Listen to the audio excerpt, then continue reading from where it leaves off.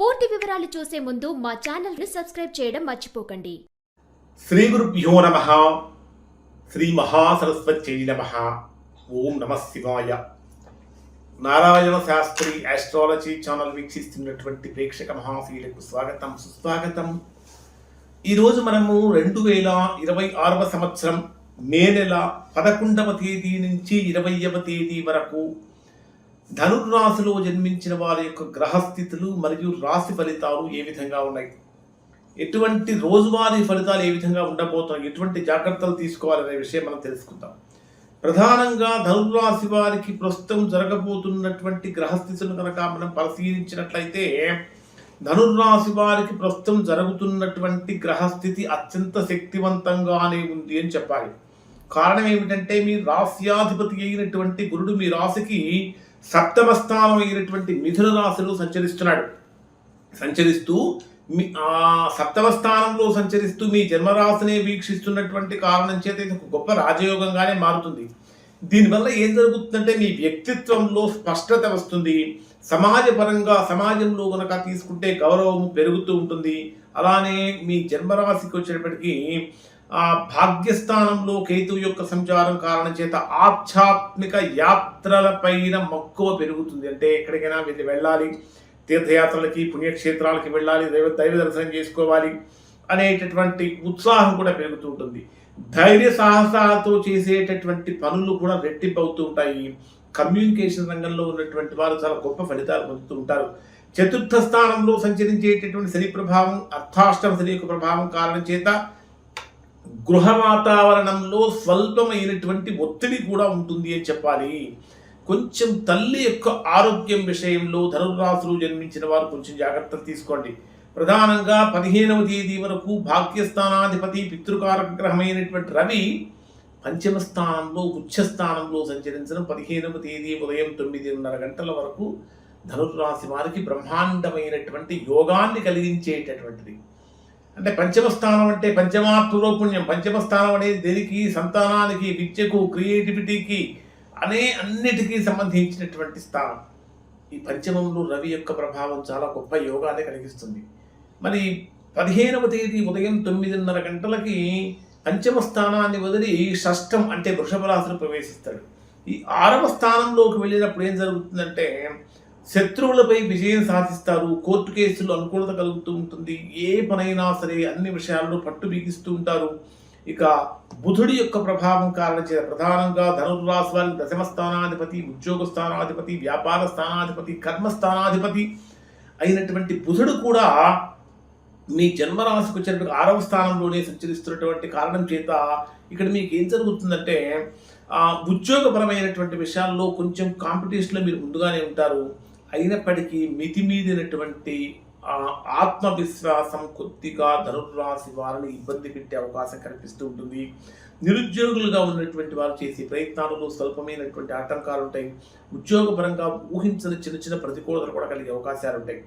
మరి డే వైజ్గా పరిశీలిస్తే ధనుర్రాశి వారు ఏ విధంగా ఉంటారు, ఎటువంటి జాగ్రత్తలు తీసుకోవాలని కనుక మనం పరిశీలించినట్లయితే ఈ 10 రోజులలో తేదీల వారీగా ధనుర్రాశి వారి యొక్క జీవితం ఏ విధంగా మారబోతుంది అనేటటువంటి విషయాన్ని మనం పరిశీలిస్తే 11వ తేదీ ఉదయం నుంచి 12వ తేదీ రాత్రి 7:06 వరకు ఉండేటటువంటి సమయంలో ఇది మీకు పరాక్రమ స్థానంలో, తృతీయ స్థానంలో, విక్రమ స్థానంలో సంచరించేటటువంటి రాహువుతో కలిసి సంచరించేటటువంటి చంద్రుడి యొక్క ప్రభావం కారణం చేత ఈ సమయంలో మీ నిర్ణయాలు చాలా చాలా వేగంగా ఉంటాయి. కాబట్టి సోదరులతోటి, సోదరీమణులతోటి చిన్నపాటి విభేదాలు కూడా కలిగే అవకాశాలు ఉంటాయి. కాబట్టి మాట్లాడేటటువంటి మాట తీరు చాలా చాలా జాగ్రత్తగా ఉండాలి. చిన్నపాటి ప్రయాణాలు చక్కగా లాభిస్తాయి అని చెప్పవచ్చు. నూతన పరిచయాలు చక్కగా ఏర్పడుతూ ఉంటాయి. మీరు చేసేటటువంటి సాహసాలు విజయవంతం అవుతాయి. కానీ అతి విశ్వాసం పనికిరాదు. అంటే ఓవర్ కాన్ఫిడెన్స్ అనేటటువంటిది ఇక్కడ మిమ్మల్ని కొంచెం ఇబ్బంది పెడుతుంది.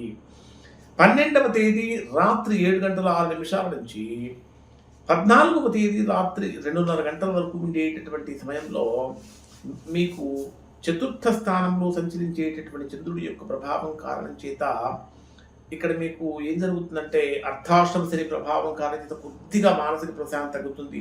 ముఖ్యంగా ఇంట్లో కొన్ని ముఖ్యమైన వస్తువులు, వాహనాలు కానీ లేదా ఇంటికి సంబంధించిన రిపేర్లు కానీ ఏదో ఒకటి అంటే రకరకాల రిపేర్లు అనేవి కలుగుతూ ఉంటాయి. పని ఒత్తిడి వలన ఎక్కువగా కుటుంబానికి కూడా మీరు సమయాన్ని కేటాయించలేకపోతూ ఉంటారు. అయితే స్థిరాస్తులకు సంబంధించినటువంటి విషయాలలో చర్చలకు ఇది అనుకూలంగా మారుతుంది. మనస్సు ప్రశాంతంగా ఉంచుకోవడానికి ధ్యానం చేయడం అనేది చాలా అవసరం. 14వ తేదీ రాత్రి 2:30 గంటల నుంచి 16వ తేదీ రాత్రి 2 గంటల 2 నిమిషాల వరకు ఉండేటటువంటి సమయంలో పంచమ స్థానంలో సంచరించేటటువంటి కుజ చంద్రగ్రహాల యొక్క కలయిక కారణం చేత కుజుడు మీకు ఇది ఏం జరుగుతుందంటే అక్కడ చంద్రుడు కుజుడితోటి రవితోటి కూడా కలిసి ఉంటాడు. దాని ఉన్నటువంటి కారణం చేత ఇది మీకు చాలా ఉత్సాహవంతమైన సమయంగా ఉంటుంది. చేసేటటువంటి ప్రతి పని కూడా అంటే అధికమైనటువంటి ఉత్సాహంతో చేస్తూ ఉంటారు. సంతానపరమైనటువంటి విషయాలలో గొప్ప శుభవార్తలు, ఆనందాన్ని కలిగించేటటువంటి వార్తలు కూడా ఇక్కడ మీరు వింటారు. గతంలో ఆగిపోయిన పనులు ఏవైతే ఉంటాయో అవి చక్కగా ముందుకు వెళుతూ ఉంటాయి. తర్వాత ప్రేమ వ్యవహారాలలో ఉన్నటువంటి వారికి చక్కగా శుభవార్తలు కూడా వింటారు. 15వ తేదీ తర్వాత రవి రాశి మార్పు జరుగుతున్నటువంటి కారణం చేత ఉద్యోగపరంగా కనుక తీసుకుంటే అధికార మార్పు కానీ అధికారం కానీ పెరుగుతుంది అని చెప్పాలి. 16వ తేదీ రాత్రి 2 గంటల 2 నిమిషాల నుంచి 10వ తేదీ అంటే 18వ తేదీ రాత్రి 10 గంటల వరకు ఉండేటటువంటి సమయంలో ఇక్కడ మీకు కొంచెం ఆరోగ్యపరంగా జాగ్రత్తలు పాటించాలి. కాంపిటేటివ్ ఎగ్జామ్స్ ప్రిపేర్ అయ్యేటటువంటి వారికి ఒక గోల్డెన్ టైంగా ఉండబోతుంది. శత్రువుల యొక్క ఎత్తుగడలను మీరు ముందుగానే పసిగడతారు అని చెప్పాలి. ఆర్థికంగా రుణాల కోసం చేసేటటువంటి ప్రయత్నాలన్నీ సఫలమవుతాయి. ఆఫీసులు మీరు చేసేటటువంటి మీ పనితీరుకు చక్క ప్రశంసలు కూడా అందుతూ ఉంటారు. కానీ ఖచ్చితంగా ధనుర్రాశిలో జన్మించినటువంటి వారికి కంటికి సంబంధించినటువంటి సమస్యలు కలిగే అవకాశం ఉంది. కాబట్టి జాగ్రత్తలు పాటించండి. 18వ తేదీ రాత్రి 10 గంటల నుంచి 20వ తేదీ రాత్రి వరకు ఉండేటటువంటి సమయాన్ని కనుక మనం పరిశీలించినట్లయితే ఇక్కడ మీకు ఇది ఒక రకంగా చెప్పాలంటే యోగాన్ని సంపూర్ణమైన రాజయోగాన్ని ఇచ్చే సమయం అని చెప్పాలి. చంద్ర గురు శుక్ర గ్రహాల యొక్క కలయిక వల్ల మీరు మాట్లాడేటటువంటి మాటకు తిరుగుండదు. జీవిత భాగస్వామితో విందు వినోదాది కార్యక్రమాలలో పాల్గొంటుంటారు. వ్యాపార రంగంలో భారీ ఒప్పందాలు కుదురుతూ ఉంటాయి. సమాజంలో మీ ప్రతిష్ట అమాంతం పెరుగుతూ ఉంటుంది. మీరు ఏ పని తలపెట్టినా సరే సంపూర్ణమైన విజయం వరిస్తూ ఉంటుంది. కానీ మనస్సు ప్రశాంతంగా ఉంచుకోవాలి. ముఖ్యంగా ఈ రాశిలో జన్మించినటువంటి వారు, ధనురాశిలో జన్మించిన వారు ఖచ్చితంగా దక్షిణామూర్తి స్తోత్ర ఆరాధన చేయటం చాలా మంచిది. ప్రతి గురువారం దక్షిణామూర్తి స్తోత్ర పారాయణం చేయడం చాలా మంచిది. అలానే అర్ధాష్టమ శని పరిహారం చేసుకోవటం కూడా చాలా మంచిది. ఖచ్చితంగా చెప్పాలంటే శనివారం రోజున శివాలయంలో నువ్వుల నూనెతో దీపం వెలిగించి శనికి తైలాభిషేకం చేసుకోవడం మంచి ఫలితాలు పొందుతారు. ఇంకా గణపతి ఆరాధన, ఇంకా చెప్పాలంటే సంకటహర చతుర్థి స్తోత్రం ఇవి పఠించడం వల్ల ఆటంకాలు కూడా తొలగిపోతాయి.